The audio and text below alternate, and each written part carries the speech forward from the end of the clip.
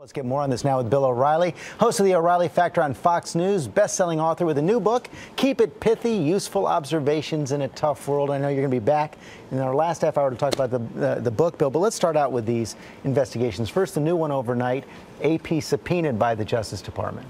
Yeah, I mean, I don't think that's going to amount to much because it looks like they went through the warrant process and they had authorization to look at these records. The Justice Department did. But President Obama, he's got some problems now. He better start to get control of the situation because there's a lot of stuff going on. A lot is coming at him. You've got the Justice Department investigation. You've got the IRS investigation. And the You've got Benghazi all at the same time. This feels like that second-term curse we hear so much about. Well, you know it better than anyone.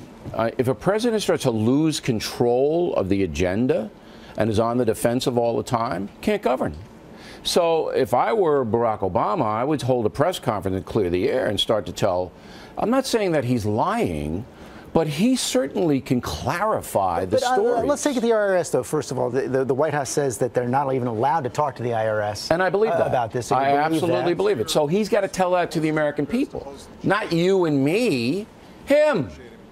But Benghazi, he's got exposure on that all day long. Get up there and explain what happened, starting with Ambassador Rice. Who told her to say it? You explain it, Mr. President. Hasn't he done that? Isn't that exactly what he did yesterday? No, he hasn't done it, George, unless you were on vacation. He hasn't done it, all right? He needs to do it. Who did it? Do you know who told Rice to do it? Well, we know where the talking points came from. Do you know who told from. Rice to go out and mislead everybody?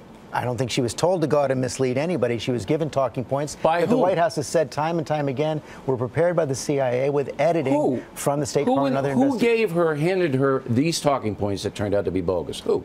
We need to know the name.